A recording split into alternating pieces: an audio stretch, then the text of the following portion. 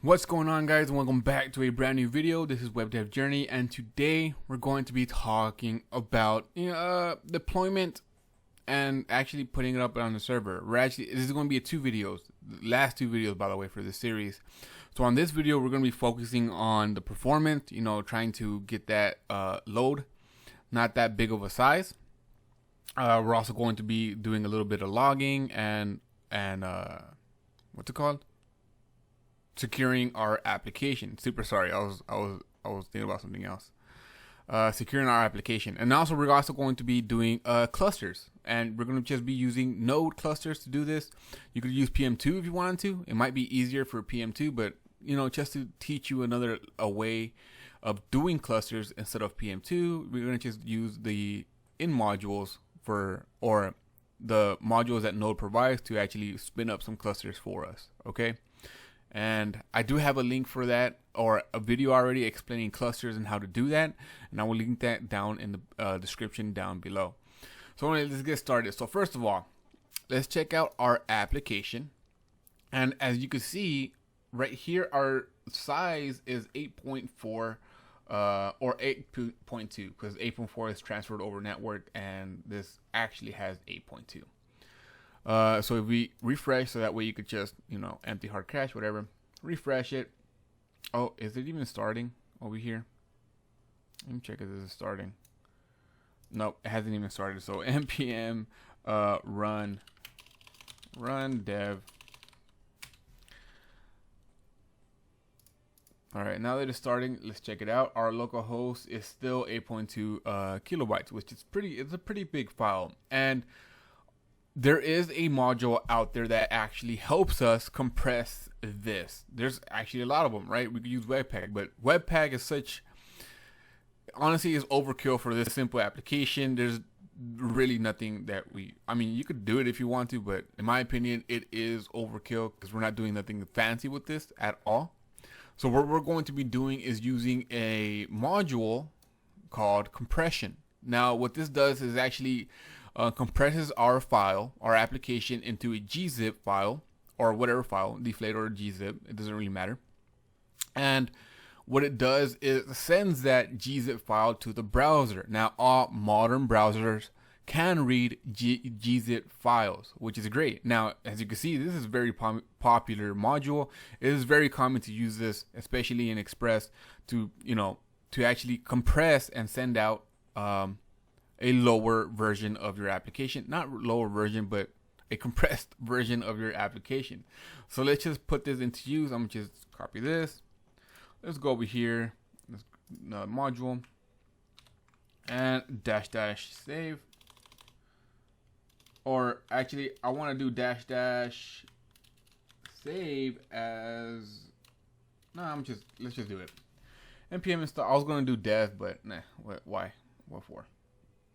So once that's installing, we could actually just up here, it doesn't matter where, I'm going to do const compression is going to equal require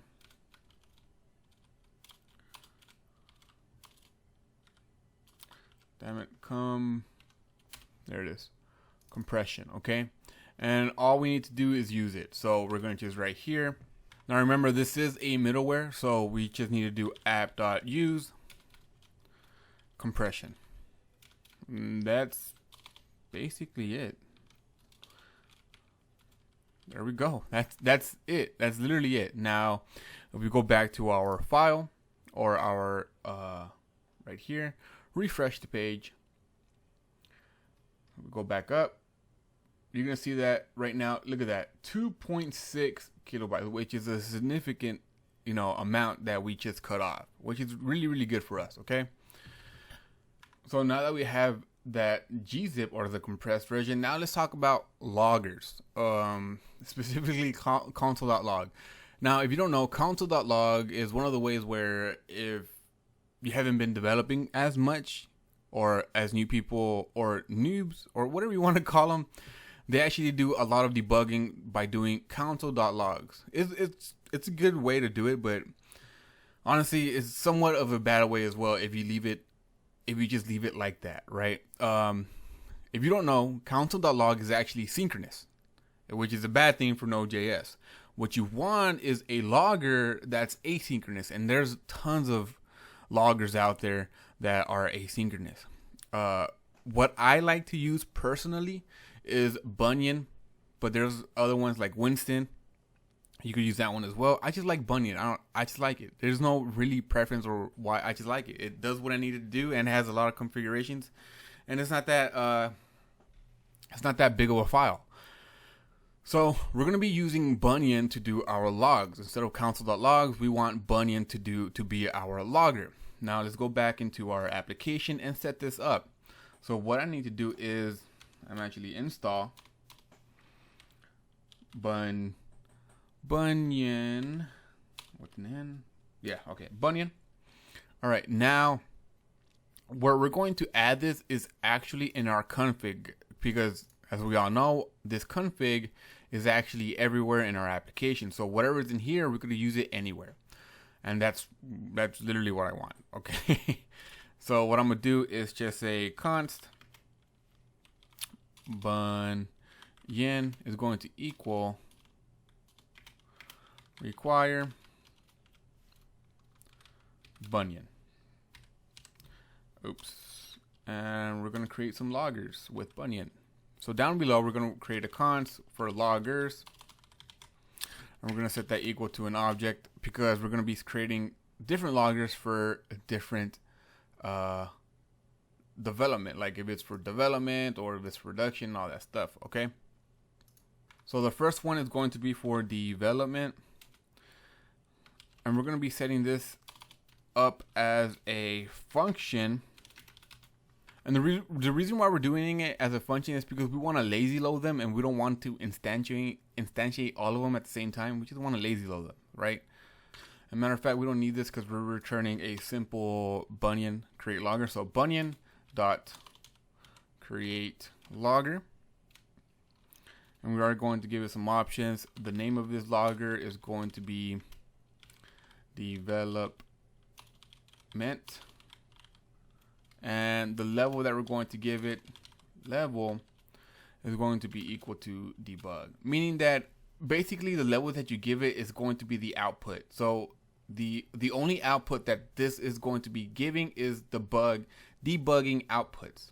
Okay, you'll know what I'm talking about once I do like the other ones. Those, the development is one, production is another one.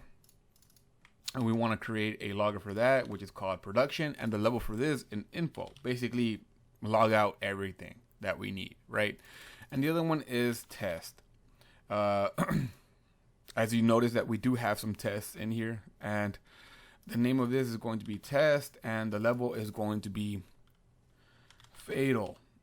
Sorry about that. Fatal. There you go. Now, like I said, level is basically what it's going to be spitting out. Now, for test, all we want to spit out, if anything, is stuff that is fatal. Literally, like if something's breaking, that's going to be fatal, and we just want to log that out. For production, we only want to log out. For production development, we only want to log out stuff that we need to debug, and for production, we basically want to log out everything, basically, right? So that's why we created some loggers. And down here, we're going to implement them, or actually give it to them for development. We're going to have log, and we're going to set this equal to loggers dot development. Let me copy this. Copy. And this is going to be for production, and this one is going to be for test. Control save this. Now inside of our www, let's actually put it in here. So up here, I'm gonna make a const. We're gonna call it log, and we're gonna set that equal to config dot log. And it's a function, so we do need to call that as a function. We need to call the function.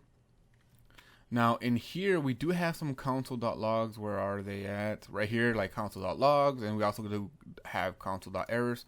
So what I'm gonna do is Control F, and right here I'm gonna find copy, paste it.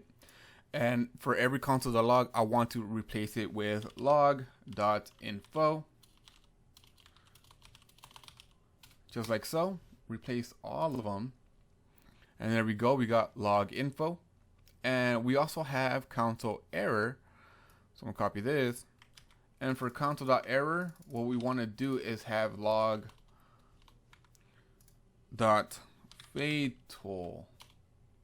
Fatal. There you go. And we're going to place all of those as well. And if you control save this now. And let's actually restart our application. Control C. Yes. npm run dev. You can see that we got a different kind of output, right? The thing about this is that by default, it gives us a JSON version of the logs, which if you like JSON, then go for it. I don't. So what I'm going to do is inside of my package.json, I'm going to do right here, I'm going to pipe everything to Bunion.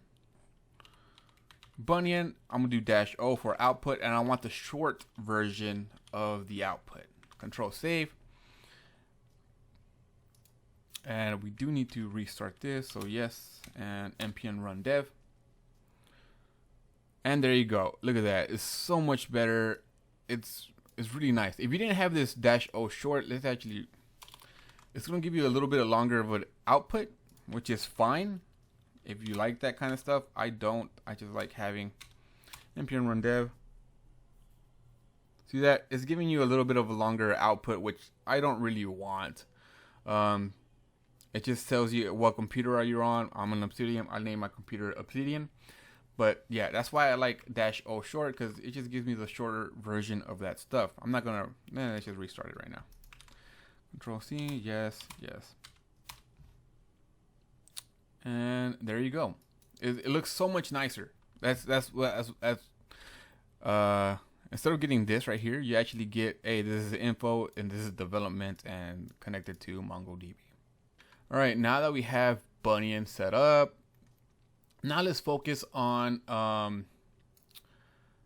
creating clusters for our application. Now, if you don't know this, Node is single threaded, so it usually just takes up one CPU, but I wanted to take up all the CPUs inside of my server, so that way if one does go down, then we could keep on using the other ones, right? It never goes down. And don't worry, I do have a, what's it called? Like I said in the beginning, I do have a video for that down below that goes way more into detail. I'm not going to go into detail on this one because I already have a video for that, so I'm just letting you know. So up above, we are going to get in pre-installed modules that Node provides.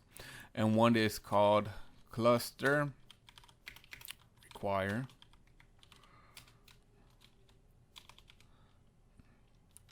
cluster, and the other one is called OS for our operating system require -OS. And down below, we're going to be creating a const named num CPUs. We're going to set that equal to os.cpus. There it is. And we're just going to get the length, .length, because we're going to need that. And you'll see exactly what I'm trying to do in a bit. Now let's scroll down just a tad bit right here. Right below this is where we're going to be creating our child processes or forks. So let's just do it. If the cluster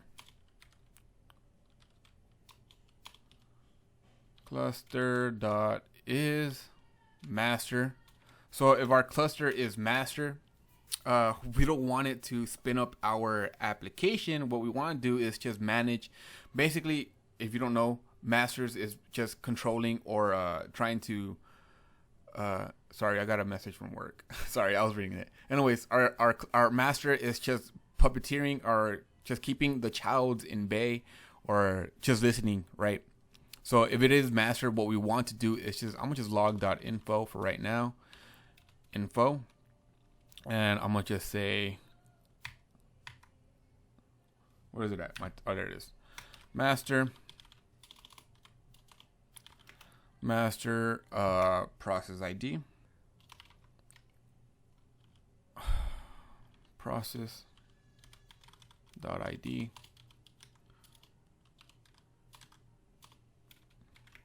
is running.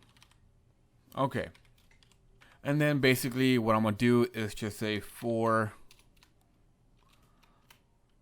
let I equal 0. I is less than num CPUs. That's why we wanted the number of that. I plus equals 1.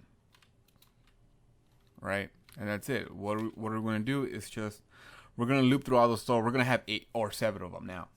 We're going to loop through all those and just grab or just create cluster dot fork, a child process for that. And that's it. We're just creating a child process for every CPU that we have.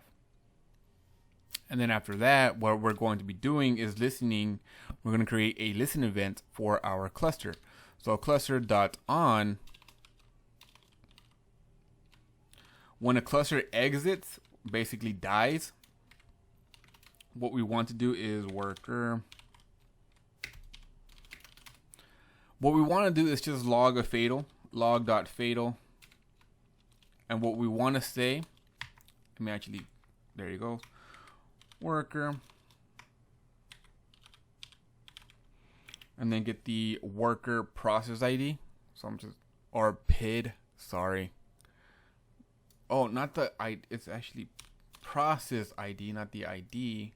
I'm gonna grab this, copy, paste. I'm gonna say worker.process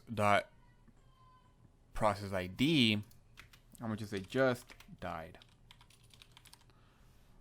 And then what we want to do if a worker died or a process ID just died, we want to just spin up another cluster.fork. Ooh, fork. Just like that. And that's basically it for our master. Now that's if it is a master. If it's a else, if this is a, god damn it.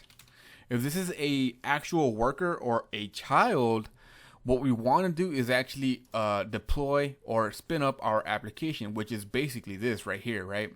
This is where we actually have server.listen on port and stuff like that. So what we want to do is in here, just do this.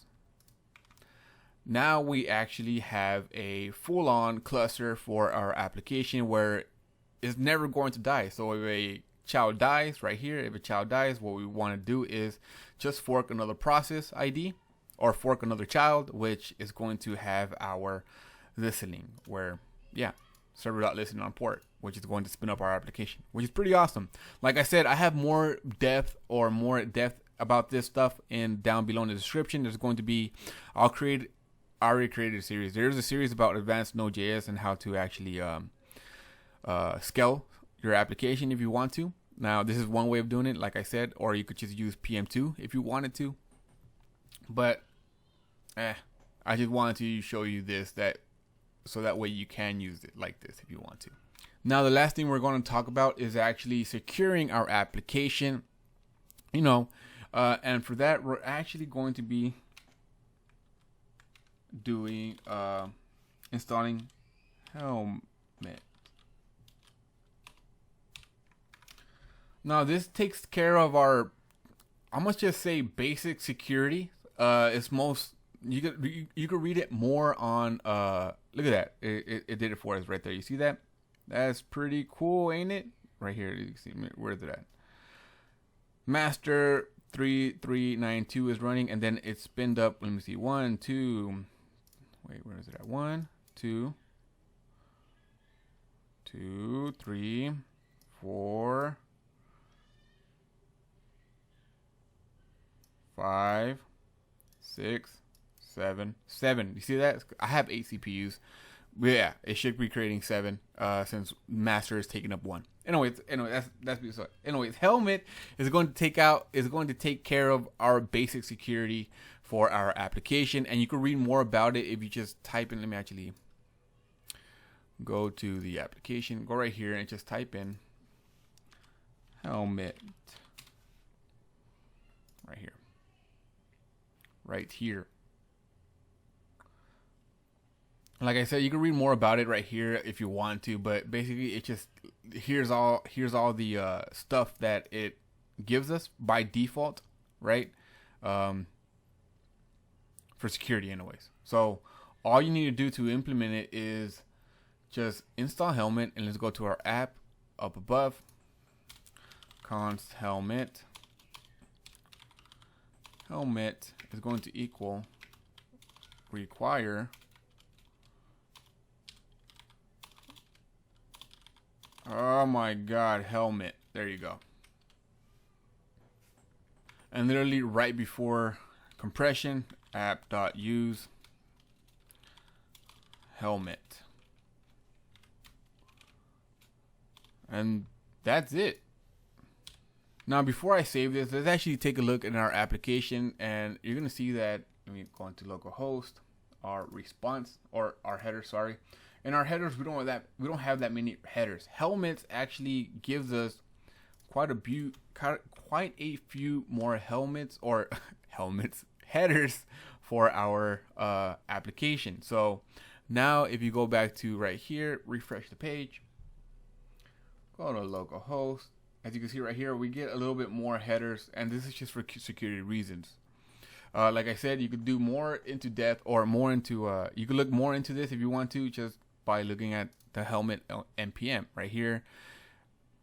DNS pref fetch, if you don't know what that is, just click on it and it'll tell you what's the attack and how this is going to help us prevent that attack as well.